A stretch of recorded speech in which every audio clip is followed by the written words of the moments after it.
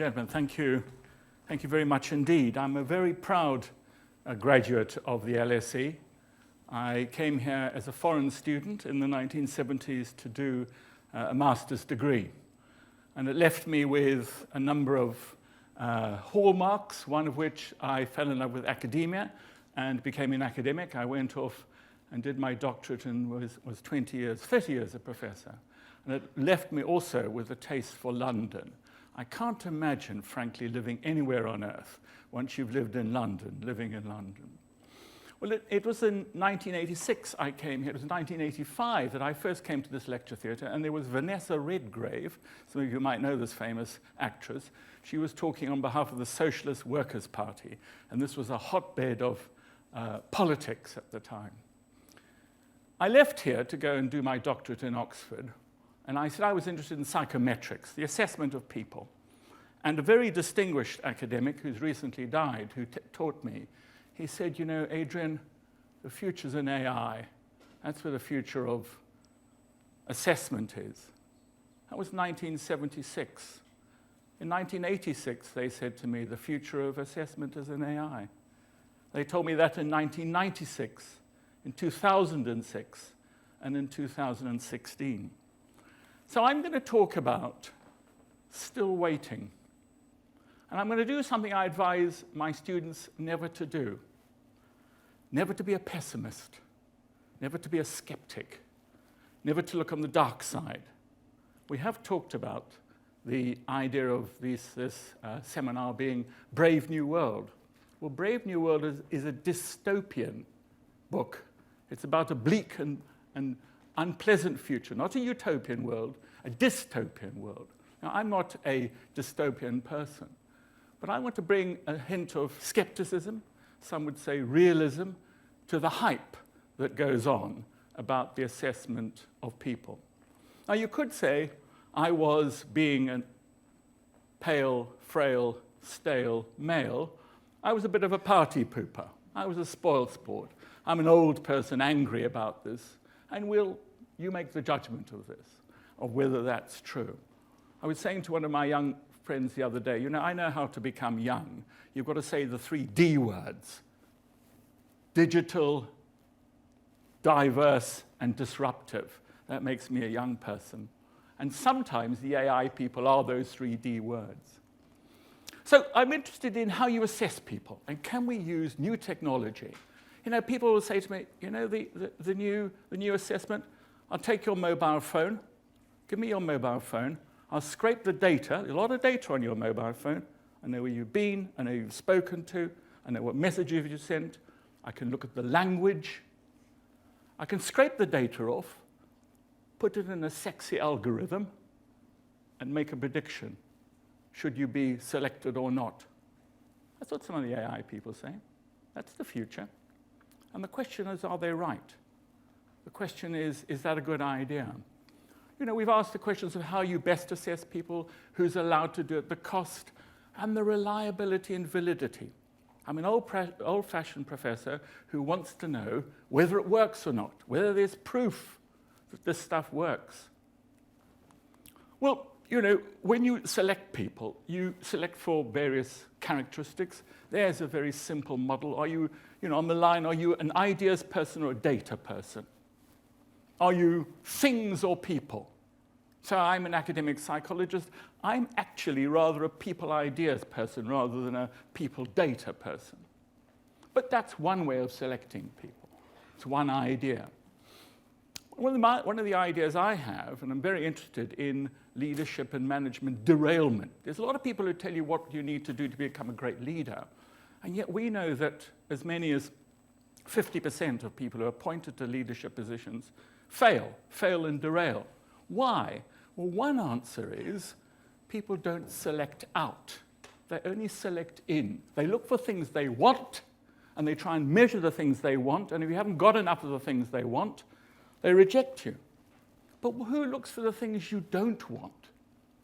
The things that we know predict bad things. Nobody seems to do that. And the AI literature doesn't seem to include that. Well, if you're assessing people, there are 5 there are 5 types of data you have. What people say about themselves, what you say in an interview, what you say on a questionnaire, and what you say on your emails. That's you speaking about yourself, about your preferences, about your behavior. Self-report data. All sorts of interesting problems with self-report data. One of the problems is that people lie. Ho, ho, ho, surprise there. But also, they don't always report accurately about themselves. You know, everyone says, I've got a sense of humor. You think, no, you don't. I know you don't. People who say they're not attractive when they are, there are problems with self-report. So if we can't rely on self-report, maybe that sort of data, however it's gathered, whatever the technology, is no good. Let's try observation, not what you say, but what your friend sitting next to you says about you.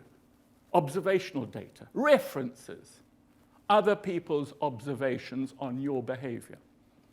There are problems with that as well. What about test performance or some sort of behavior? I could give you an intelligence test. I give you all sorts of interesting tests. This is not what you say about yourself. It's not what other people say. It's how well you do at something. It could be a huge number of things. A creativity test. So that doesn't have those problems of self-report. It has other problems. Then there's physiological data. Some of you are drinking water.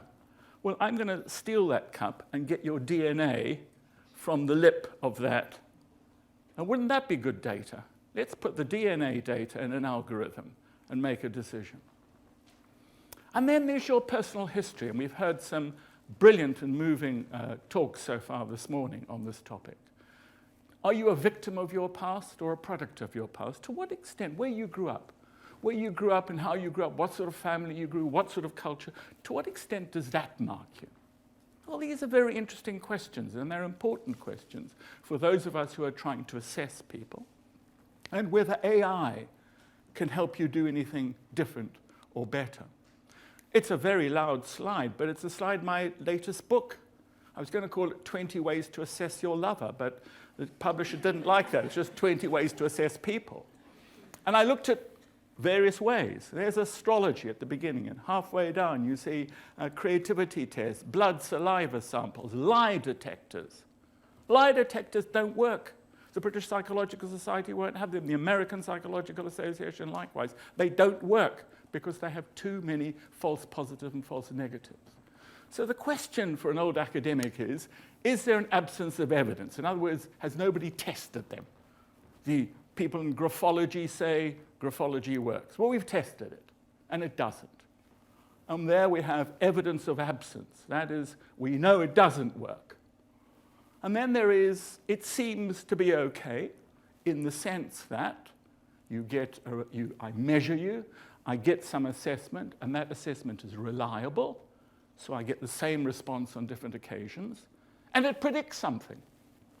And then you have, it's good. It's a good assessment technique to get data to make predictions, because that's what you're trying to do. You're trying to get data, AI is one way of doing it, to assess people. Now, we old academics have slides like this the whole time, and the question is, what is the reliability and the validity, and the different types of validity? In other words, if I'm collecting data on you, whatever it is, whether it's what your friends say about you, whether I'm scraping your mobile phone, whether I'm checking your wearables, have you stood up? Have you sat down? How many people have you been in contact with today? That data is reliable, that it will, on different occasions, will give the same sort of data. Secondly, does that data predict anything? It's all very interesting to measure you. What is your favorite color? Oh, well, mine's, azure blue. Well, so what? What does that predict? So the question is, I'm interested in, is measuring people, collecting some sort of data, which predicts the future. That's what you want. That's what people are interested in. That's why they're interested in business. I was talking to someone the other day who runs a dating company. I don't know what they're called these days. There's some word for it, matchmaking or something. Well, can you do this more efficiently by collecting data on individuals? Well, This is a friend of mine. He wrote this article in 2017. He ran a very, very successful psychometric company. He and I were at Oxford together. And this is what he said in 2017. Smartphones will replace computers for employment assessment, for employee assessment. That's 5 years ago. Perhaps, maybe, a little. High-quality psychometric testing services will be sold directly to consumers. In other words, you can buy a good psychometric test and not go through anybody. Advances in neuroscience. What a sexy word. You've got to use the word a lot. Neuroscience. Neuro anything is a good thing. Neuroscience or personality will reveal the most valid individual. I read neuroscience. You read neuroscience. You show me a paper which shows you some way of collecting evidence that predicts future behavior. Promises, promises. It will occur. It probably will occur. But when? Remember, 1976, 1986, 2016. How far are we away from this? The digital banding movement, coupled with the use of big data and new forms of digital CVs. Have you got a digital CV? You young people, you talented people at the LSE, have you got a digital CV? Will render much of the current applications of high-stakes testing redundant. So people will say, send me your digital CV. Don't fill out this nonsense. Send me your digital CV. Can I, rather than interview you, can I have some other mechanism? You have been taking a swab test. I had to take one last night to come here for COVID. I want that data. I want you to give me the same data, saliva data, and put it in an envelope and post it to me. Because that's the data we want that will predict. And by the way, I also want a blood sample or a hair sample. Interesting. A possible future. And clearly a dystopian future. Here's another prediction. This is a very important book. Psychological assessment will become more accessible thanks to rapid adaptation of new technologies. You can do on your phone at the moment. I can recommend to you. I'm particularly interested in the personality disorders. Psychopath, narcissist, OCD. I can give you a very easy app to do that on your phone now. You can by the end of my talk, you can find out whether you're a psychopath. Virtual reality hiring and high-tech simulation will extend the psychological assessment toolkit. AI will minimize subjectivity. Aha! Will minimize subjectivity in assessing psychological assessment tests. So you won't get all those factors in the past which were discriminatory that people would. We know perfectly well. We know from masses of data that your physical attractiveness. When I was a student, I was at UCL for many years, students were allowed to had to put their photograph on the application form. Well, this had an impression. They took that away because we knew that it had an effect. There are all sorts of these sort of factors which play a part. Psychological assessment tests will zoom in on diversity and uniqueness. Well, how? And what sort of diversity and uniqueness? What about people who are not very comfortable with new technology? What about people who can't get Wi-Fi very easily? What effect will it have on them? So, using new technology, better psychometrics, reduction of the older methods, reaction of testes are much better. This is what people say. New generation technology, 20th. These are people selling AI solutions. It digs deeper than the old methods. It's powered by neuroscience. Really? What battery goes where, I want to know. Has less diversity effects? Less? I would argue there's possibly evidence that it has more, not less. It just discriminates differently. It's authentic and real world, and it's disruptive.